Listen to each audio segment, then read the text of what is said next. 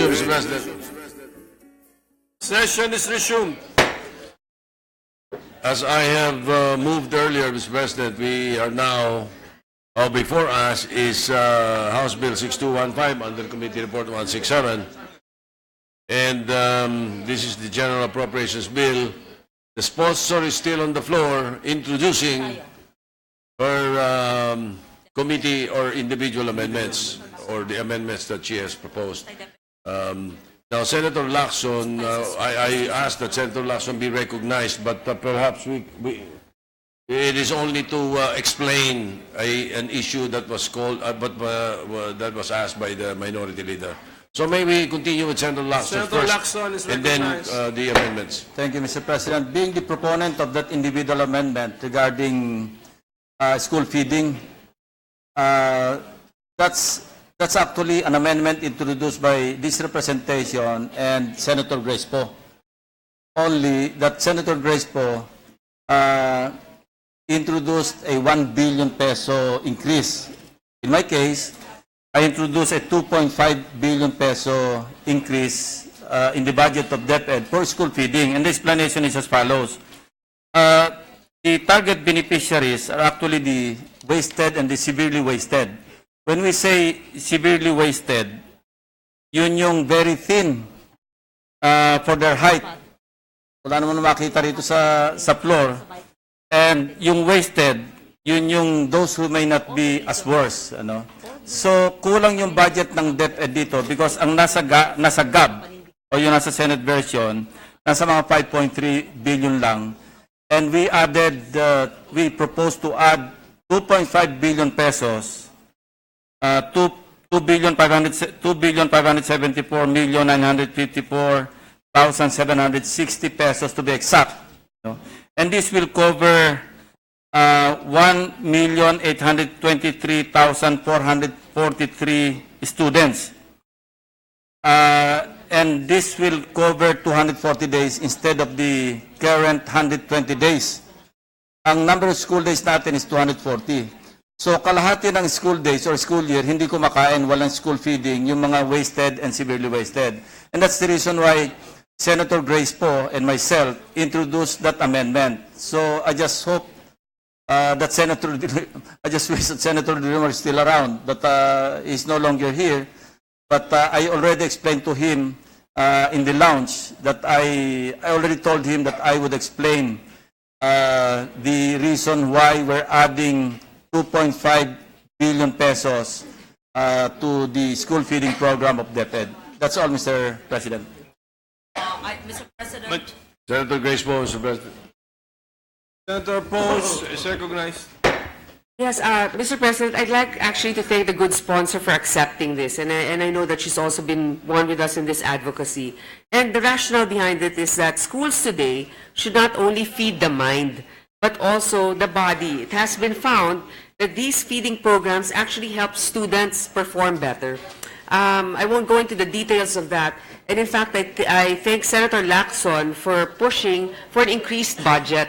The initial figure that we have, which was increased, was actually the budget that was proposed by the DepEd.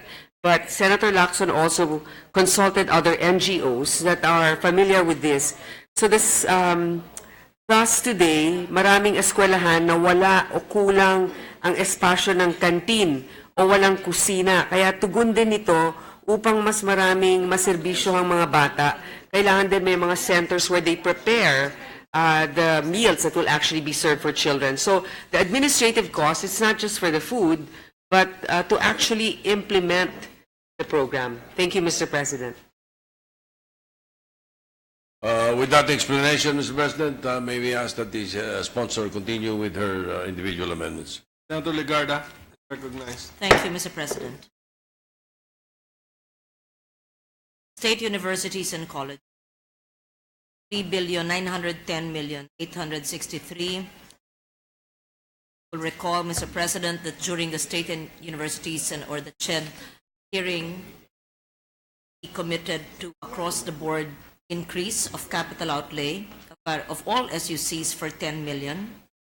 This also covers various project requests of the UP system, including project requests of the MSU and additional projects for various SUCs, construction, additional MOE, furniture, equipment, etc. Again, the details of the SUCs is contained in the thick booklets in every senator's desk. The Department of Environment and Natural Resources.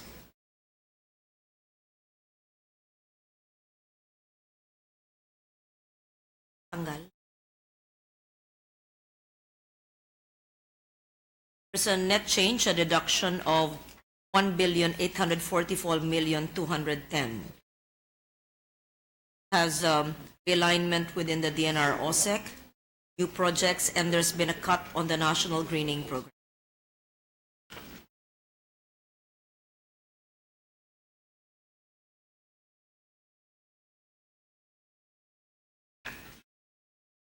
Department of Finance.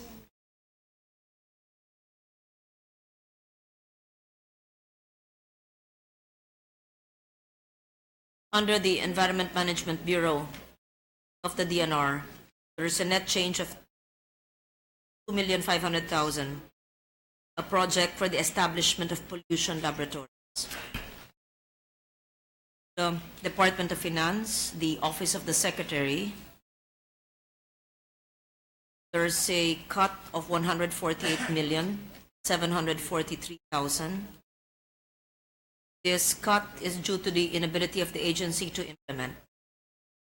The Bureau of Customs has an increase of 1,493,000,000. As again, in plenary, we were very sensitive to the needs and the importance of the Bureau of Customs.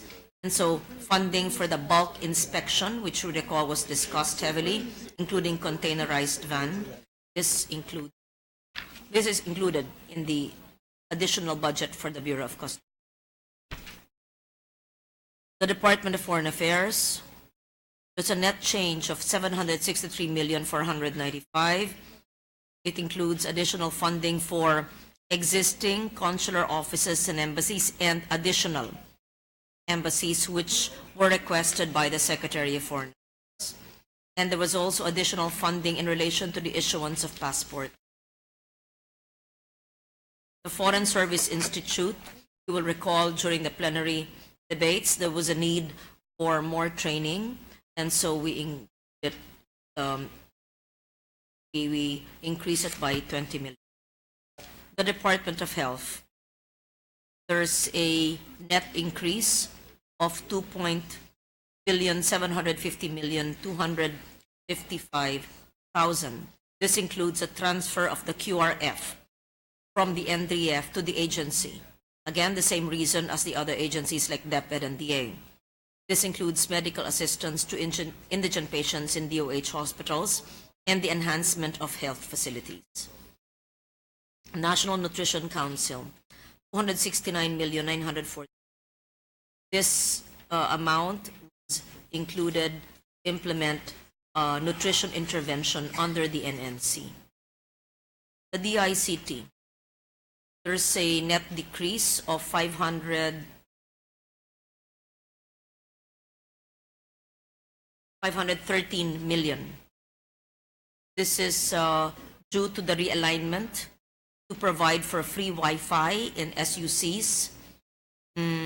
This was discussed again during our CHED SUC hearing, and there was a cut made on the national broadband. We provided for free Wi-Fi connectivity in public places. The National Telecommunications Commission, there's additional capital outlay in the amount of 36 million.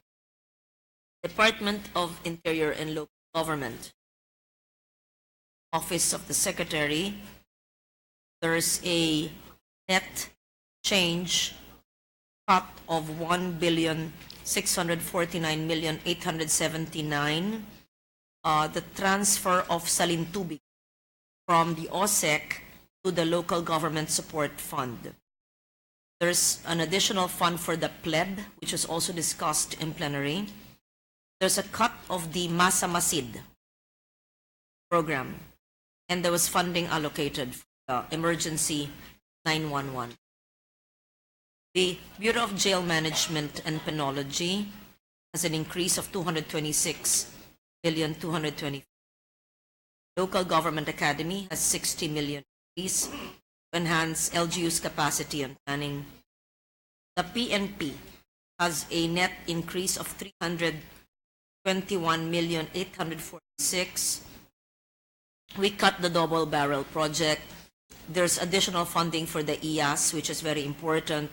There's additional funding for the needs of police stations and the purchase of body camera.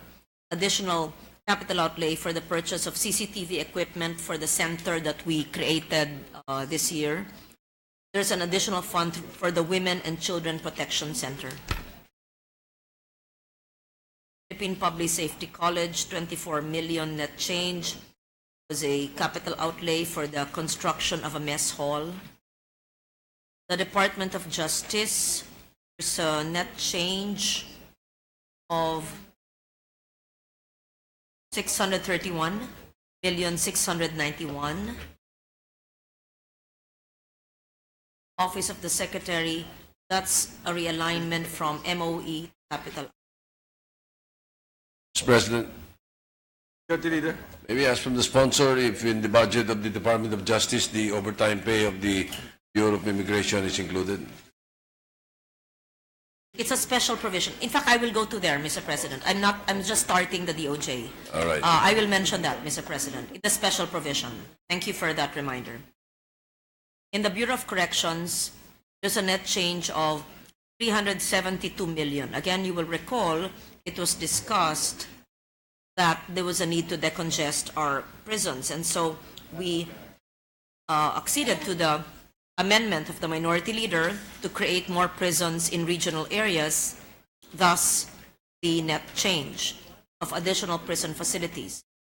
Regarding the Majority Leader's question, there's an increase of 1,965,000 for the renovation of detention centers, but there's a special provision which I will go to at the end, but since I asked it, I can read it now, but it's long, which just allows the express lane charges to be used. This is actually contained in the 2000s.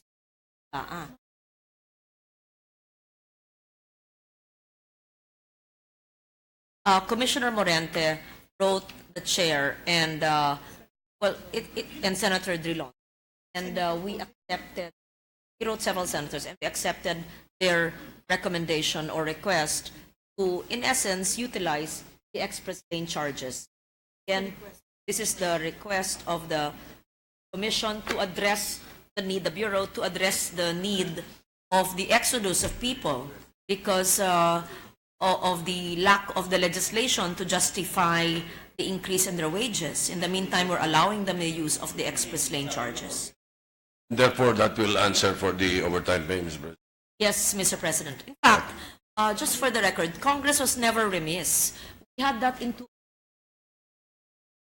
We even discussed it. We were all in agreement, except it was vetoed by the President.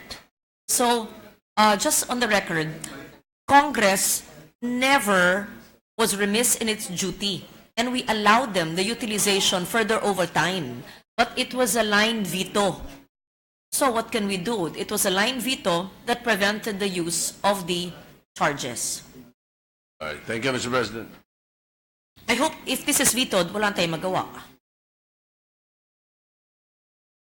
Because at the time, it was the same thing. If this will be vetoed, then there will be no overtime pay. I don't think so, Mr. President. Not this time. National Bureau of Investigation, 140,836,000 increase for the construction of the NBI building, Intelligence Fund, allocation for the enhancement of ICT division. Office of the Solicitor General, there's 116,890,000 additional funding for general administration and its legal division. Department of Labor and Employment, there's a increase of 82 million. there's a cut on a allocation for livelihood emergency job employment and job assistance. In OWA, there is a reduction of 50 emergency repatriation program. In the National Defense, Department of National Defense, there's an increase of billion 643,172.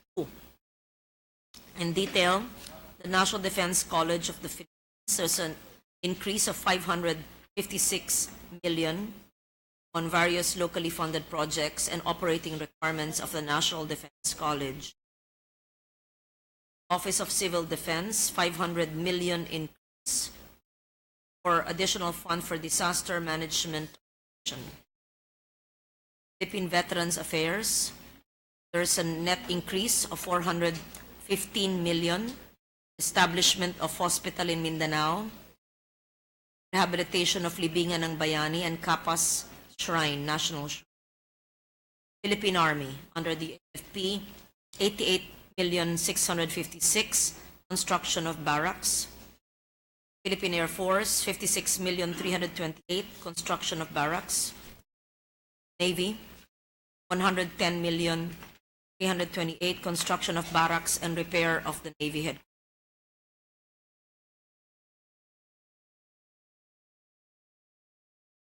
There's also a realignment of the QRF back to the AFP, not to NDREAM, and additional resilience fund and construction of barracks.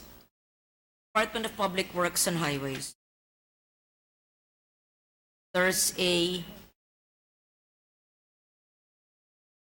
net cut of 26,403,199,000. There's a cut on the allocation of the Safe and Reliable National Road Flood Management Control Convergence and Special Support Program and additional local infrastructure projects and internal realignments. Department of Science and Technology, there's an addition 544,953,000 for additional research and development. For the Philippine Textile Research, a net change increase of 42,950,000 on the support for indigenous textile. Department of Social Welfare and Development, there's a net increase of 4,554,119,000. Again, the QRF was returned to the department. There are funds for repairs of various DSWD centers operated nationwide, including the purchase of welfare goods and funds for Kalahi seeds. Council for the Welfare of Children, net increase of 29,119,000 for MOE. Juvenile Justice and Welfare Council, 8 million for the construction of facilities for children in conflict. Department of Tourism, there is an 84 million for market product development and for the allocation for the tourism attaches.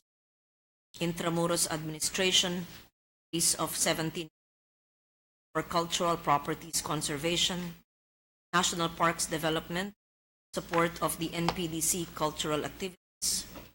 Department of Trade and Industry, there's a net increase of 890 million for allocation for the shared services facilities and also for the trade attaches.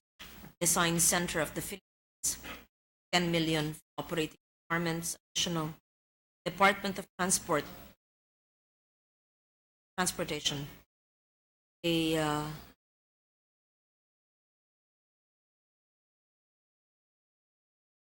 OSEC.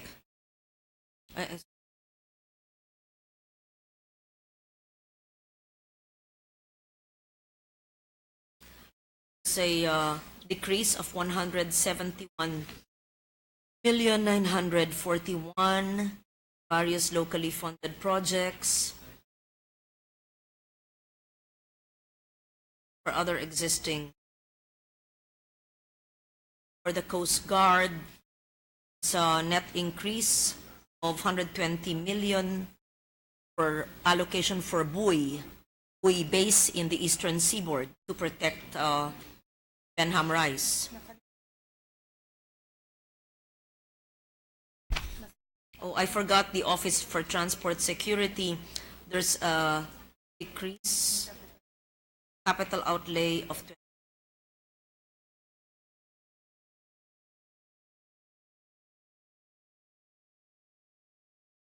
for the NEDA, there's a increase of million, 3 billion. Realignment from support to regional development councils and the monitoring of implementation of plans. PSA, 3 billion, the allocation for the national ID system.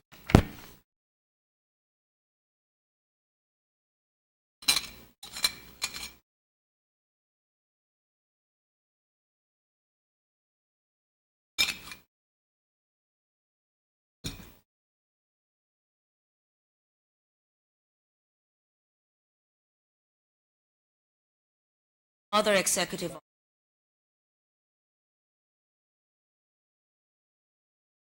Climate Change Commission, 136,540 net change increase for the funding for new of the commission and rental because they have an off. Commission on Higher Education, increase of 11,620. You all know that's the lacking funding for the implementation of our law of universal access to tertiary education. Subsidy for medical students, which we started to fund this year for 3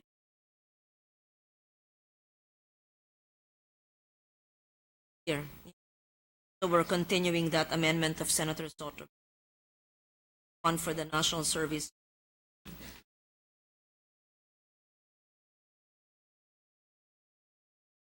Cooperative Development Authority, 53 million. Cooperative Project Assistance in Mindanao. Commission on Philippine Languages, 35 million. Funding for the promotion and enrichment of languages. Energy Regulatory Commission, net change of 48,608. Realignment and additional funding for operating requirements. Fertilizer Pesticide Authority. It's just internal realignment. Film Development Council, 28. Establishment of Cinematheque and construction of a permanent archive. Games and Amusement Board, 37,067. Housing Development Council, 1,900,000. Funding for its data collection methodology transferred to National Commission on Culture and the Arts, net change of 258,500,000. Funding for various programs and projects of the CA. National Archives of the Philippines, net change of 1,605,000 for training of government agencies for the maintenance of records. National Indigenous Commission on Indigenous People, a net change decrease of 100 million, 13,925,000. It's a cut on the land titling and IPES project, Philippine Indigenous Peoples Ethnographies. IPES. National Historical Commission, an increase of 73,000. Various restoration projects.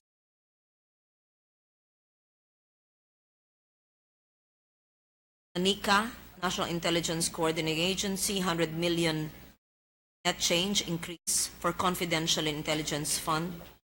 National Security Council, increase of 71 million for MOE and capital outlay for the Situation Room, Presidential Situation. National Youth Commission, increase of 9,700,000, various activities.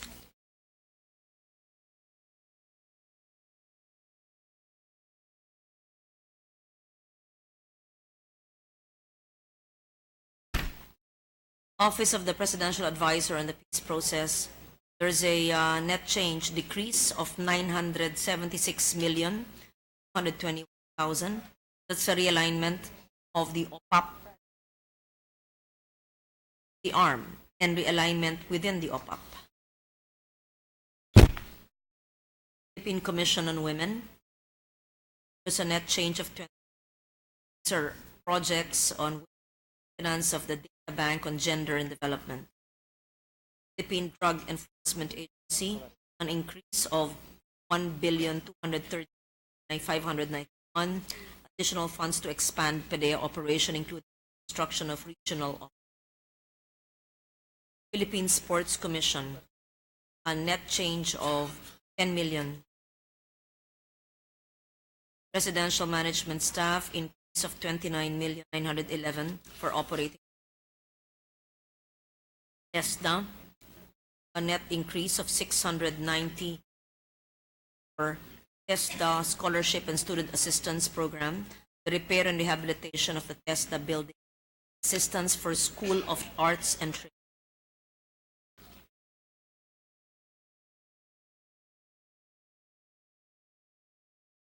For the autonomous region in Muslim Mindanao, there's a net increase of 1,693,335. These are the funds from OPAP, realigned funds from OPAP, part of it. Judiciary, Supreme Court of the Philippines and the lower courts, there's a net change of 150 million for the construction of home justice. Bayan, an increase of 406,206 for its funding, its operations. Court of Appeals, an increase of 2 million. Capital outlay. Tax Appeals, Court of Tax Appeals, an increase of 2 million. Capital outlay. Civil Service Commission, an increase of 71 million. 71,870 additional allocation for capital. Commission on Audit, increase of 40 million for capital outlay. Office of the Ombudsman, 153,650 for the ESAL-N project, whistleblowers, and capital. Human Rights, Commission on Human Rights, an increase of 156,430 for the additional allocation and operations of HR. The special funds by 16,647 budgetary support.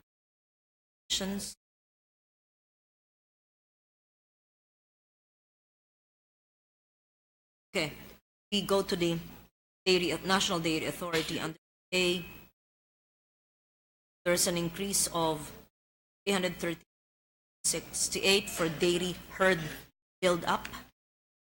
Philippine Rice Research Institute, increase of 20, which is a realignment within the A to fund rice research. It's a Sugar Regulatory Administration. It's just internal realignment from farm to mill road block farm. Access to socialized credit research and development of scholarship. The DOE NEA is an increase of 184 million, which is a realignment of RF from under the NEA, and the installation of transformers, solar-powered lights. The DOF, Government Service Insurance System.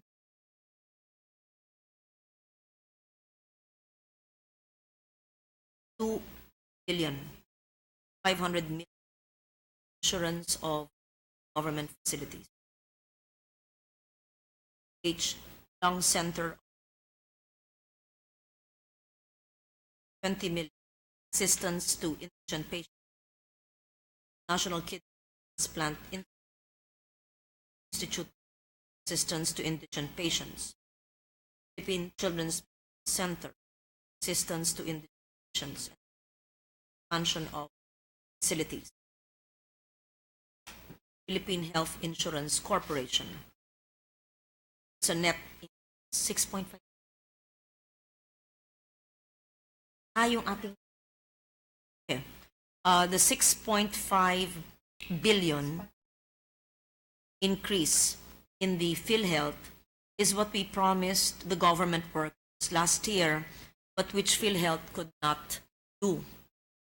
This is the HMO, which we and our employees, our government executives in the legislature and judiciary are enjoying. And finally, PhilHealth say is able. So there will be an increase of 6.5 billion. Senator Ontiveros has been helping coordinate health to manifest. Ontiveros. Thank you, Mr. President. And yes, I'd like to thank the good sponsor for really not forgetting something I was going to follow up about this afternoon. The PhilHealth Plus benefit package for employees in the executive department. During the committee hearing for the Department of Health budget, I recall that the chair herself manifested the intent to provide an HMO-like benefit to be enjoyed by all civilian employees of the government. In fact, and as she has also just said, this was supposed to have been proposed last year, except there were reservations about the readiness of PhilHealth expressed by the corporation itself. I strongly support the proposal, knowing fully well that this is long overdue and is well deserved by members of the civil service. Mr. President, thank you to the good sponsor for already responding to my first couple of questions about it, that yes, an amount is provided under the 2018 budget, which we are about to approve. And she already specified the amount. It will be covered by 6.5 billion pesos. Just as a follow-up question, Madam Chair, how many will be covered by this additional allocation to PhilHealth?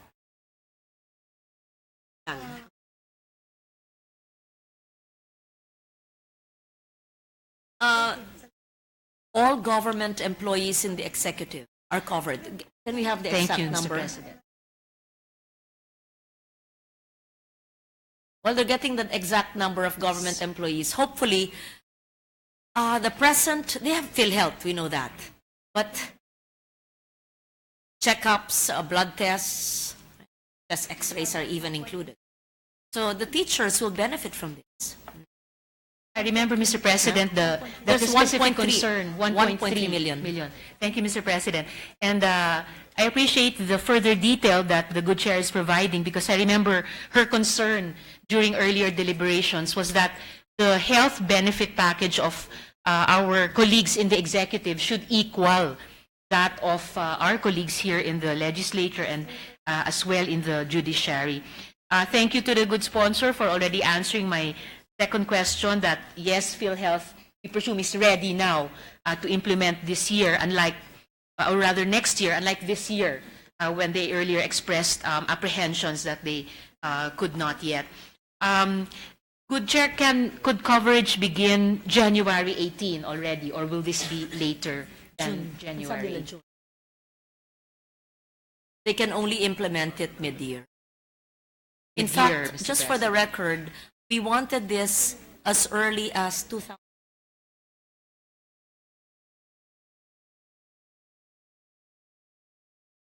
As early as July of 2006, it was Secretary Kus who mentioned to me that the problem with this staff in the DOE who came from the private sector and are suddenly taking a pay cut and now don't even have good quality health insurance. And he said, Lauren, paano ba naman ito? And I compared it. That's when I realized I compared it with my staff in the Senate who were receiving relatively good health care. And I thought, these are the backbone of government work in our economy in a way, and they don't even have adequate health care. So I started working as early as July. But then PhilHealth said they were not ready to implement for 2017. So we gave them 1 year, and they said they're not ready to implement in January, but they will be ready by June of 2018.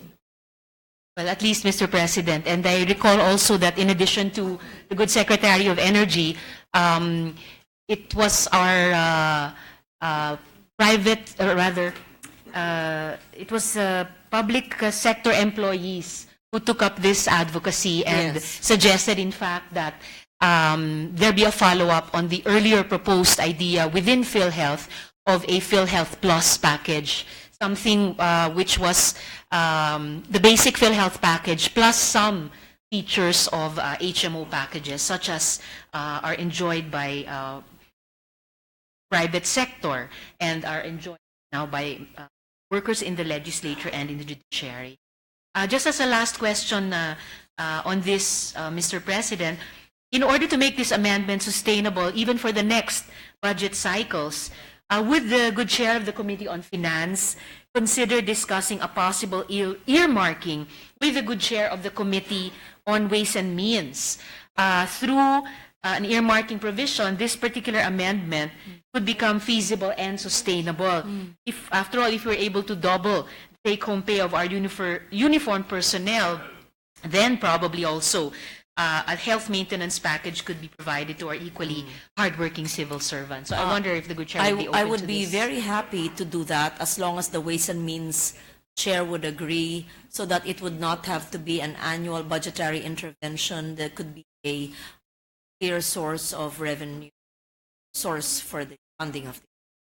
Thank you so much, good sponsor and Mr. President, and I will help, if necessary, in following up also with the good chair of the Committee on Ways and Means on this last proposal. Yes, before you leave, maybe ask the chairman of the Ways and Means Committee whether he would accept that. They're talking. Daldalan-dal din. Di pa rin. Let him relax, Madam Sponsor. It's his time to relax now. Okay, the Senate That's all right, President good does not sponsor. want to impose on the Ways and Means chair on the query of Senator Ontiveros. She will approach you at the proper time. Let's continue. Thank you, good sponsor. Thank you, Mr. President. Okay na yan. We can continue.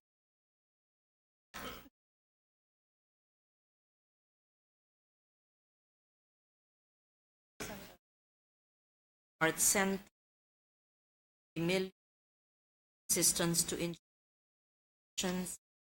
DOH Philip Institute for Traditional Alternative Healthcare, 5 million.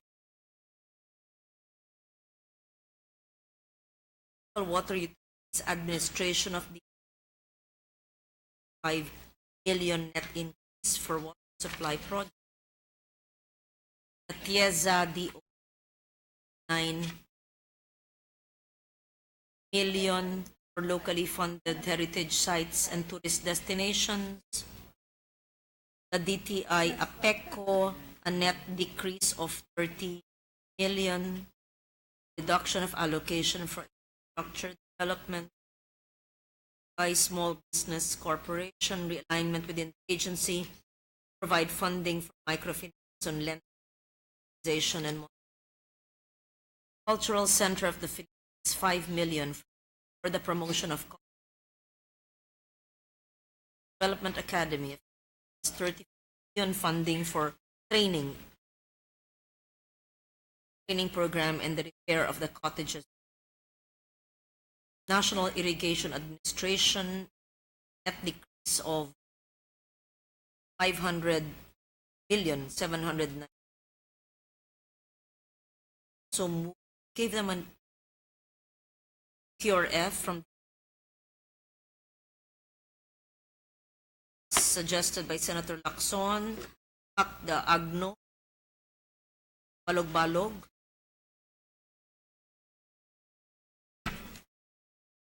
National Housing Authority, net increase of 1 billion, 470 billion. This is actually a realignment from the Masa Masid and the double barrel. I think it was the Senate President who suggested this to me and the minority for AFP PNP housing and the resettlement of families affected by the construction of the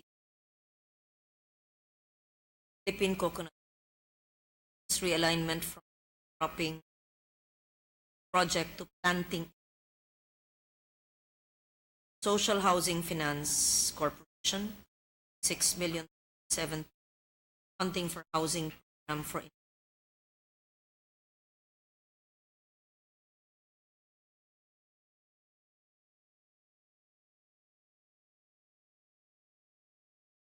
parang di ko ma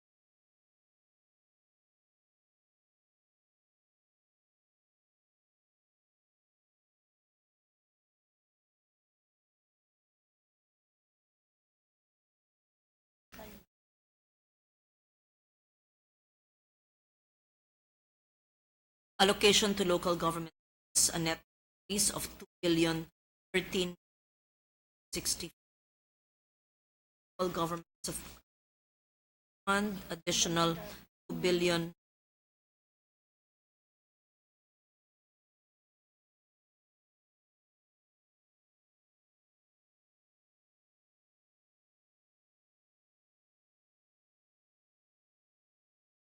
it's 2,313,060. That was the Salin 2 came from ILG. Miscellaneous Personal Benefits Fund, a cut of 605,700,000. National Disaster Risk Reduction, a net change cut of billion. The realignment of the QRF various agencies 6 point. We put it back to the individual agencies. Cut of the survival fund of 1 billion because we not use this year's funds, and the realignment of 1 billion for insurance government facilities to GSIS. Pension and gratuity fund, net change cut of 7,070,645, which is realignment of the GF, the payment total administrative disability card, additional allocation for retirement, cut on separation and pension.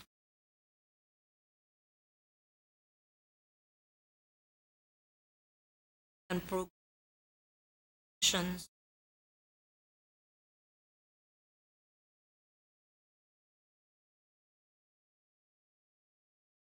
Well, we have a provision for Bangon Marawi for 2.5 billion for CO and MO. General fund adjustment for the use of excess income by agencies, 1 billion.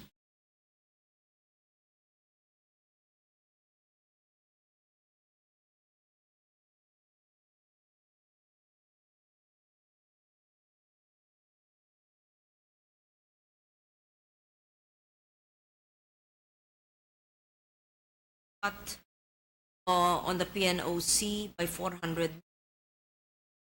Tangas Liquefied Natural Gas Hub Project to limit use of fund feasibility studies. That was a cut, Senator.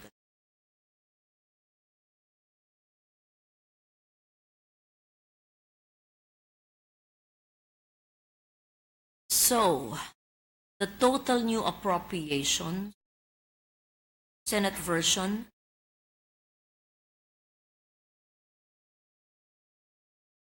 $2,861,527,500,000. The programmed funds, $2,786,187,550,000. And programmed fund is 75 billion. Billion. 5 billion. 340 million. Okay.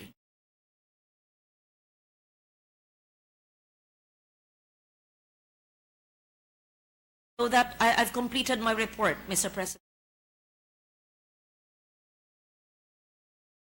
I've completed my committee report, Mr. President.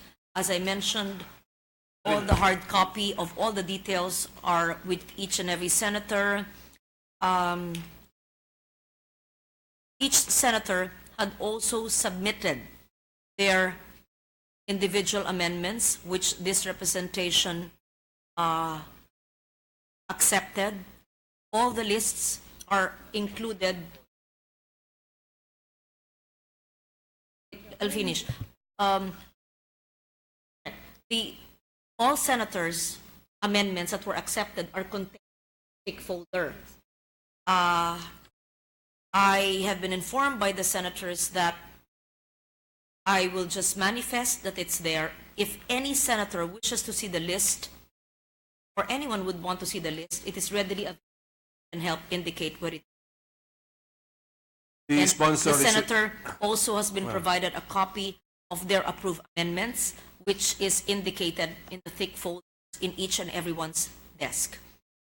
Those approved and accepted amendments. Is the sponsor referring to the 3 volumes? Yes, Mr. President. Which you earlier requested to be inserted in. Yes, please. Yes, and I have instructed the Secretariat to do so.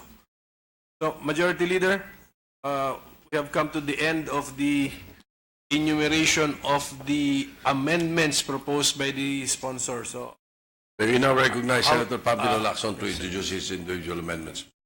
how should we, excuse me, Senator, how should we now dispose of the, because that's actually a motion to amend The entire motion Yes, of the entire... of the sponsor. Well, then we can call for that question, Mr. President. There's no objection. We can approve the motion, Mr.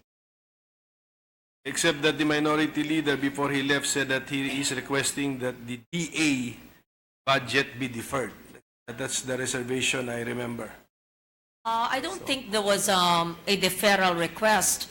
The minority leader was asking for information, which I said I will ask the DA for the list of FMRs, but I think I was able to explain that these were really farm-to-market roads under PRDP, but because the loan that was approved was much lower than what was projected, then the counterpart was made into locally funded projects.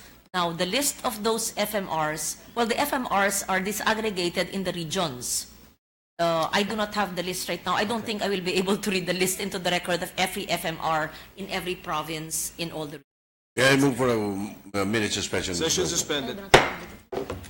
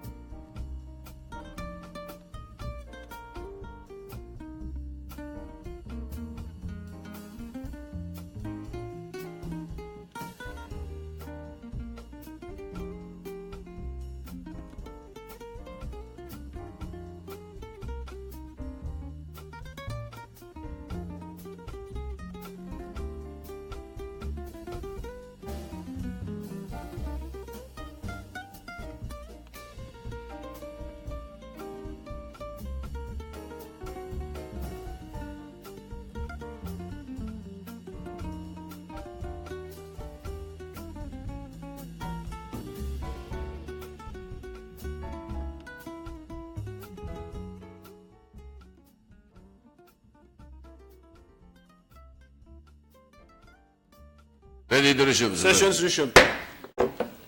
May we now call for the question or the motion of the automatically motion posed by the sponsor, Senator Lauren Legarda, Chairman of the Committee on Finance, that the amendments that she has proposed be approved. Any objection? Hearing none, the motion is approved.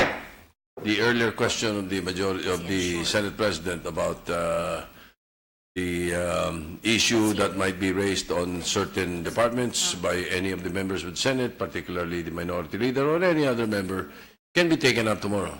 If they so desire. Nothing prevents anyone from calling it back, or any department back tomorrow, Mr. President. So in the meantime, to continue with the individual amendments, I move that we recognize Senator Pampilo Lacson. Senator Lacson is recognized. Yeah, thank you, Mr. President.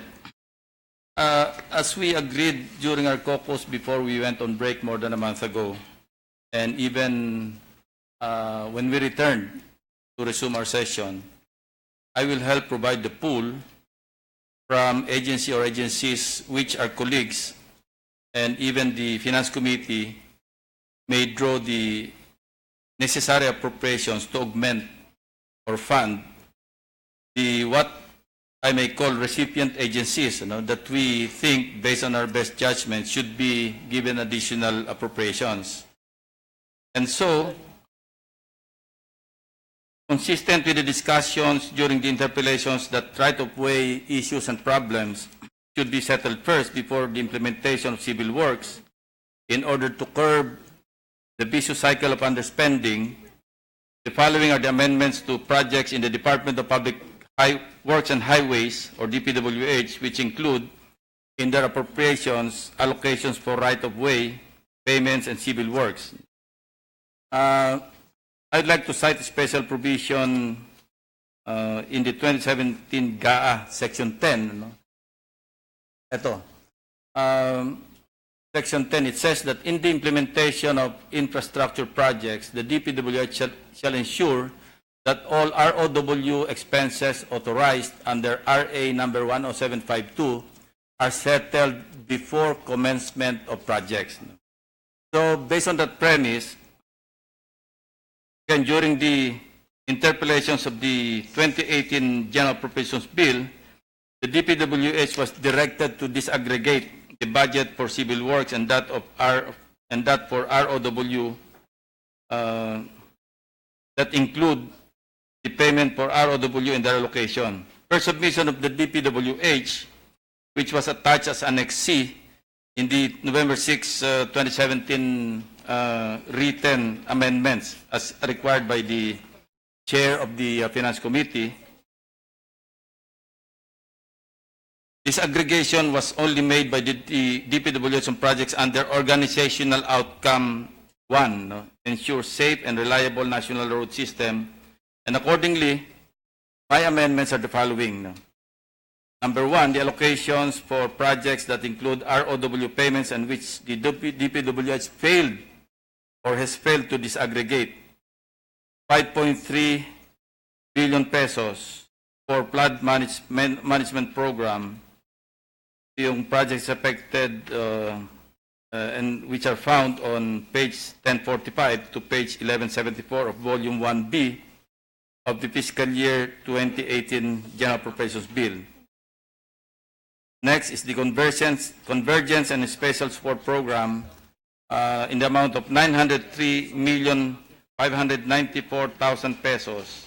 Projects affected are found on page 1174 to page 1226 of Volume 1-B of the 2018 General Appropriations Bill. And C, Local Program, 12,122,619,000 pesos for projects affected are found on page 1459 of Volume 1B of the 2018 General Appropriations Bill.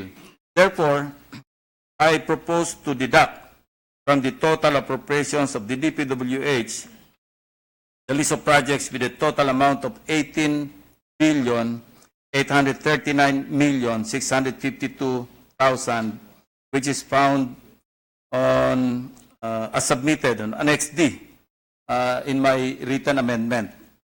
Next, for projects under Organizational Outcome 1, ensure safe and reliable national road system found on page 833 to page 1044 of Volume 1-B of the 2018 General Appropriations Bill amounting to 67,682,796,000 pesos, for which a disaggregation was made The following are my amendments. A, for projects with no actual ROW component amounting to 5,518,507,000, no budgetary amendment is being made provided that the phrase including ROW or wordings of similar nature are deleted. After all, inalis namin yung 5.5 billion, Mr. President. The list of the projects affected are those found on Annex C of the submitted written amendment. These are all submitted to the Finance Committee Chair, Mr. President. For projects with ROW allocation amounting to 62,167,289,000, following are the amendments. Retain the ROW allocation of the projects listed under Annex C amounting to 11.3 or 11,380,585,000. The said projects are to be transferred under the item Payments of Right-of-Way as found on page 832 of Volume 1-B of the 2018 General Appropriations Bill. Now, the allocation of 50,786,704,000 for the civil works of the projects listed under Annex C shall be deducted, or I propose to be deducted from the DPWH budget and shall be the source of the budgetary amendments as will be specified in the amendments that I submitted, which, and thanks to the chairperson of the Finance Committee for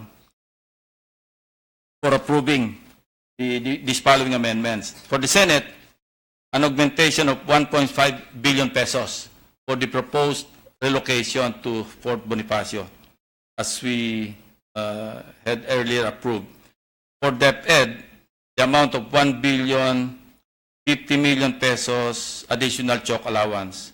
For the feeding program, this was discussed earlier, 2,574,954,000 pesos, and so forth and so on. These were all approved and adopted by the chairperson of the good chairperson of the Finance Committee. However, I would like to appeal that the following be also considered.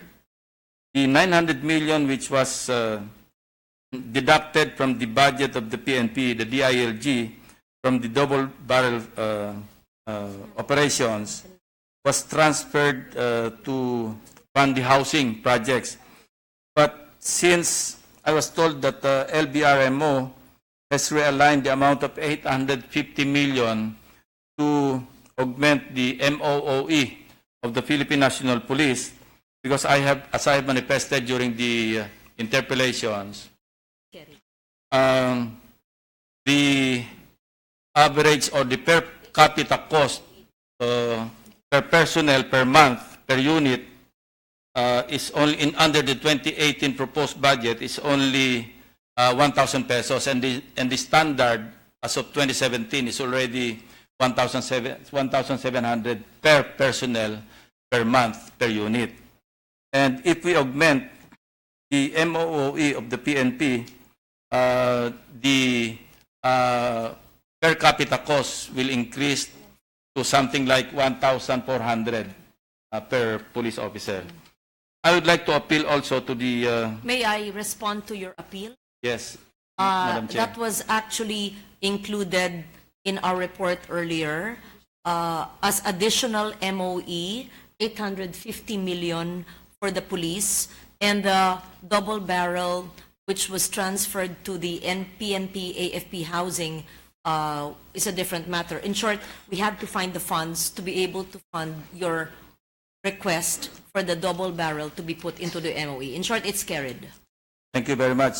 For the information of the body, we have identified as a source of amendment 50, as I mentioned earlier, 50,786,704,000 pesos on top of the 18,389,652,000 for a total of, minus all the amendments that I introduced, there's still a total of 35.9 billion pesos available, Mr. President.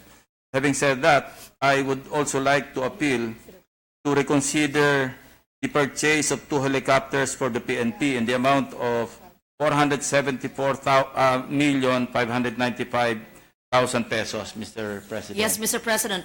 This year, we already allocated One for just this year. one. Yes. That I hope that they helicopter have- will be delivered this April next Okay, year, good. Mr. President. Yes, And they Mr. need, President. We accept that amendment mobility. from the pool of source of deleted of funds. I will not belabor the issue involving tulong-dulong anymore, Mr. President. I'll You just- leave it to the wisdom of the chair. Yes, I leave that to the wisdom of the chair. With that, since all the amendments, the individual amendments that I have introduced have been accepted by the chair, I will now end my individual amendments. Thank you very much. And I would really like to thank my Vice Chair, Senator Lacson, because much, if not all, of his amendments were really very well thought of and enlightened, and it really helps me in scrutinizing the budget. Thank you for that. So the individual amendments of Senator Lacson have been accepted by the sponsors. Is there any objection? Hearing none, approved. Mr. President, next is Senator Richard Gordon, Mr. President. In the meantime, I move for a minute suspension. Sino ang Session next? suspended.